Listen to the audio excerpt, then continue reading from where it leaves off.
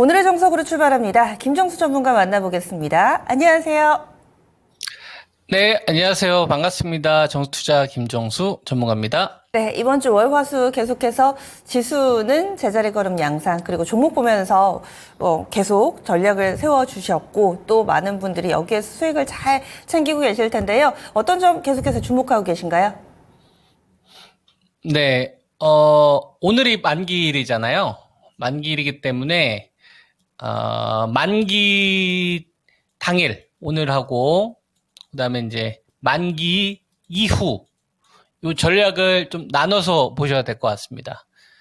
오늘은 외국인들의 이 선물 포지션이 하방에 치해져 있기 때문에, 이 포지션이 회수되는지가 오늘 아침에 제일 중요할 텐데요.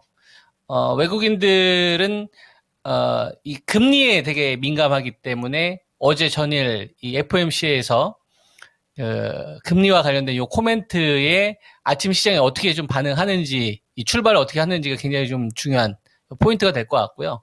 그 다음에 이제 만기 이후는, 금리에 대해서 이제 FOMC에서 뚜껑을 좀 열어줬잖아요. 연내, 한 번 정도는 좀 할 수 있는 걸로 보이고 있고, 시장에서는 2번 이상을 할 걸로 보고 있는데, 요거는 미국 그 2년물하고 10년물 보면 대충 나오거든요. 10년물이 다시 4.3% 간다는 얘기는 금리 2번은 하겠네 라고 생각하니까 이제 그런 흐름을 보이는 거죠. 왜냐면 지금 기준금리가 5.5%니까 2번은 하겠는데 이렇게 생각하는 자금들이 조금 더 많은 거죠.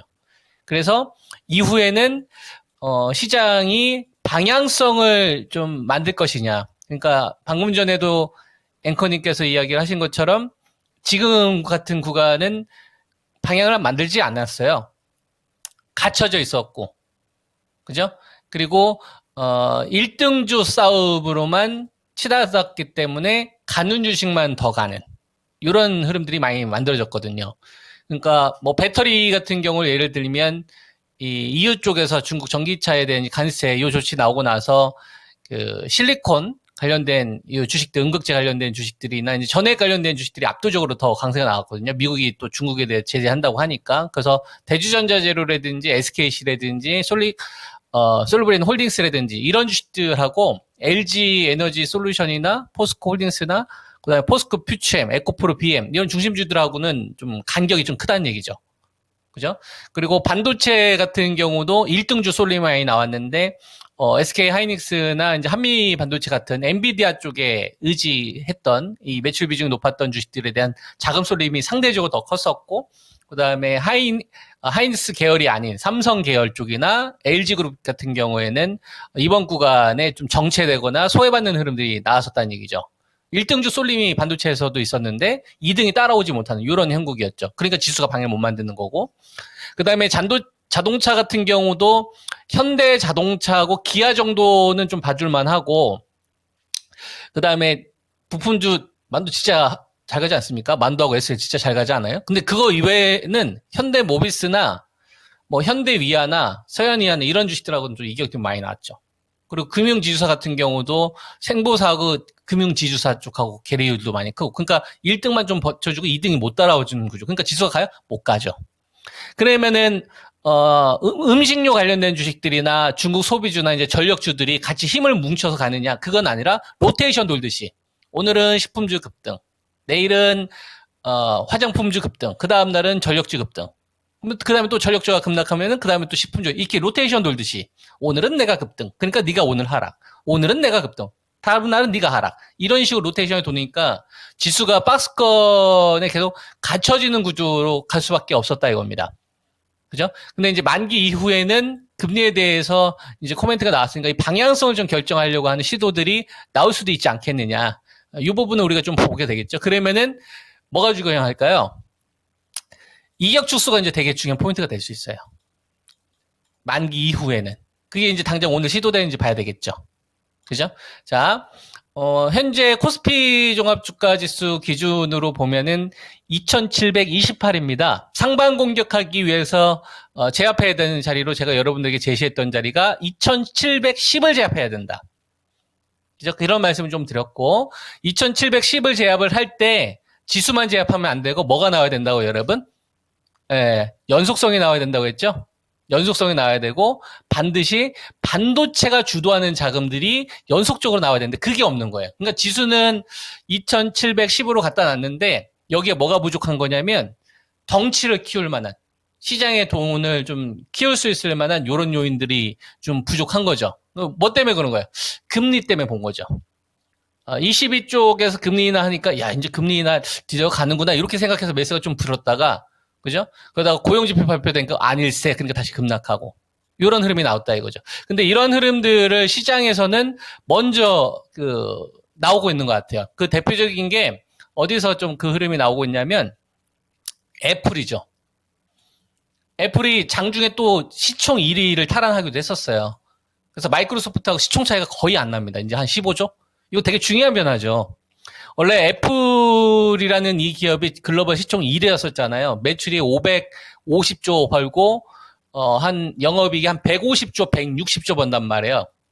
매출이 한 550조에. 그다음 시총 원래 2위였었던 게 마이크로소프트였는데 이 기업이 매출이 한 230조 정도 나오거든요. 영업이익이 한 120조 정도 벌어요. 230조에 120조 정도 번다고. 그 다음에 지금 3위가 엔비디아지 않습니까? 엔비디아는, 그 매출 한 80조 정도 나오고 영업이익이 한 45조 정도 나오거든요. 물론 이제 더 늘어나겠지만. 자, 그러면은 양으로는 애플이 훨씬 더 압도적으로 벌죠. 근데 마이크로소프트나 엔비디아 같은 경우는 AI를 주도하기 때문에 이쪽에 유동성이 조금 더 부면서 이거에 대한 멀티플 더 높게 줬었던 거예요. 그래서 마이크로소프트하고 엔비디아가 시총 1등하고 2등이었고 3등까지 애플이 잠깐 떨어졌었다 이거죠. 근데 그렇게 됐었던 이유가 AI를 주도를 못할 거다. 애플은 요것 때문에 이제 나왔었는데 요건 제가 어제 말씀 좀 드렸잖아요. 근데 투자가들의 뒤통수를 확 때린 거죠.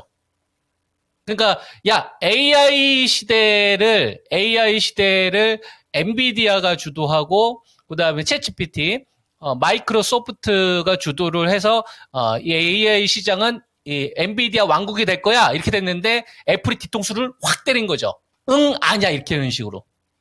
이거 어제 제가 좀 설명해 드렸잖아요. 지금 애플이 전 세계적으로 뿌려놓은 15억대에서 20억대 아이폰을 쓰는 사람들은 나는 니들 AI 이 칩 안 쓸 거야. 자체 칩으로 갈 거야. 그래서 뒤통수를 확 때린 거죠. 나머지는 네가 다 먹어. 그래서 네 쪽 시장은 1등은 네가 하고 나는 자체적으로 우리가 여태까지 폐쇄적으로 운영했던 것처럼 이 고객들을 대상으로 할 거야. 그러니까 요번에 챗GPT 샘 올트먼이 앞에 나와서 이야기를 못 하잖아요. 이거 되게 중요한 메시지거든요. 안 끌려다니겠다 이거예요. 그러니까 이쪽에 습관되어 있는 사람들 있잖아요. 아이폰을 쓰면서 습관화되어 있는 사람들을 이 사람들 뭐 10년 이상 됐을 거 아닙니까? 아이폰 나온 지. 그러니까 습관화된 사람들을 내 영역으로 넣어서 하겠다. 이거 되게 중요한 메시지죠. 그러면 다른 길을 가는 거예요. AI 길 1, 이건 여전히 엔비디아 위주로 가는 거고 AI 2 길로 가겠다 이거예요. 예, 이게 되게 중요한 메시지다.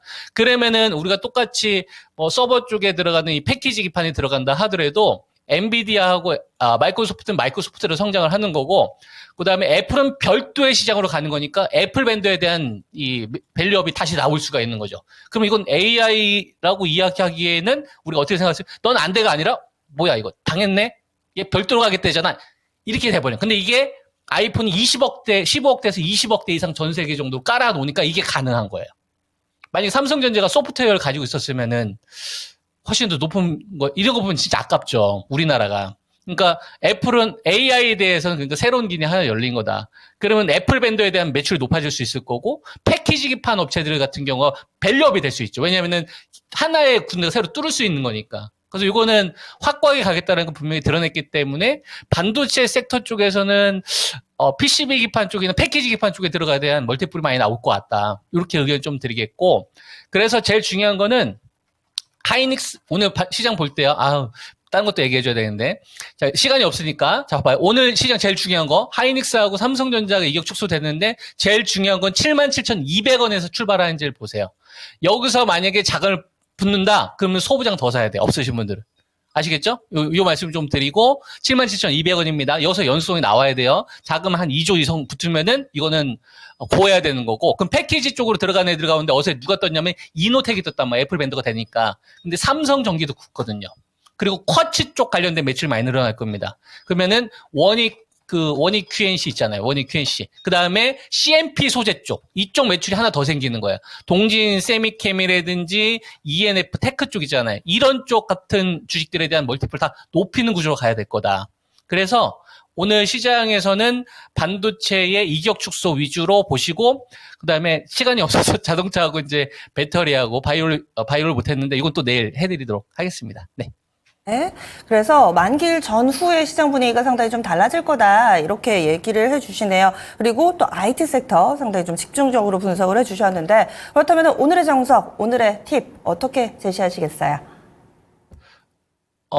방금 전에 이제 말씀드렸던 게 이제 오늘 반도체 쪽에서 이제 제일 중요한 거고요. 네. 그리고 바이오 쪽 관련돼서 생물보안법 요거가 관련된 게 이제 딜레이가 됐잖아요. 그래서 ADC 쪽하고 시밀러 쪽하고 CMO 쪽 관련되어서 어제 CMO 쪽에 급락이 나오더라고요. 에이스팜이나 바이넥스나 이런 주식들이. 그래서 이 머니들이 어느 쪽으로 좀 포커스를 좀 두고 있냐면 시밀러 쪽하고 그다음에 ADC 쪽으로 조금 더 자금이 쏠리는지 한번 보시고요. 그럼 거기서 또 등수를 나누겠다는 얘기니까. 그리고 자동차 쪽에서는 현대차하고 기아가 같이 전고점 뚫어주는 게 되게 중요합니다. 그래야지 그 밑에 있는 부품주까지 확산이 된다. 이렇게 포커스하면 될 것 같고, 그 다음에 전력주나, 그 다음에 화장품주들이나 이런 주식들 있잖아요. 이런 주식들은 1등보 보면서 매매를 계속 하면 되지 않을까. 이런 의견을 좀 드리겠고, 배터리는 61선 제압하는 장대 양봉이 나와야 첫 기준에 세우는 거다. 이 말씀도 그대로 드리도록 하겠습니다. 네. 알겠습니다. 이렇게 해서 오늘의 정석 한 번 더 강조를 해서 알아봤습니다. 지금까지 김정수 전문가와 함께했습니다. 네, 감사합니다.